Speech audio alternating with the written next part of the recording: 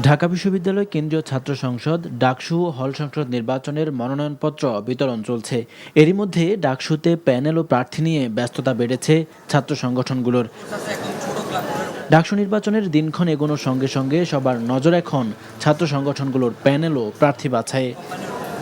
জোট গঠন ও যোগ্য প্রার্থী নির্ধারণে সংগঠনগুলোর মধ্যেও চলছে বিস্তর আলোচনা। ডাকসু নির্বাচনের পূর্বশর্ত হচ্ছে লেভেল প্লেয়িং ফিল্ড নিশ্চিত করা। সে জায়গা থেকে বিশ্ববিদ্যালয় প্রশাসনকে আমরা বলেছি সকল অংশীজনদের যেন এখানে তাদের নির্বাচনী প্রচারণা এবং সিকিউরিটি এই বিষয়গুলো এনশিওর করা হয়। তো এখানে অনেকগুলো ষড়যন্ত্র চক্রান্ত হচ্ছে। এই ষড়যন্ত্র চক্রান্তগুলো মোকাবেলা করার জন্য এখানে যতগুলো অংশীজন আছে আমাদের সবাইকে একটা কনসেনসাসে আসতে হবে। শুধুমাত্র বামপন্থী বিভিন্ন সংগঠনের যারা কর্মী নেতা তারা নয়, তাদের বাইরেও যারা এতদিন ধরে বিভিন্ন রকম গণতান্ত্রিক লড়াইয়ে প্রকাশ্য লড়াই করেছেন, সেই প্রকাশ্য লড়াইকারীদেরকে সম্পৃক্ত করে আমরা একটা প্যানেল তৈরি করব। গবেষণা ভিত্তিক এবং স্কিল বেসড বিশ্ববিদ্যালয় রূপান্তরের জন্য ঢাকা বিশ্ববিদ্যালয়ের যত ধরনের ফ্যাসিলিটিস দরকার শিক্ষার্থীদের, এটাকে কেন্দ্র করে আমরা ইস্তেহার ঘোষণা করব।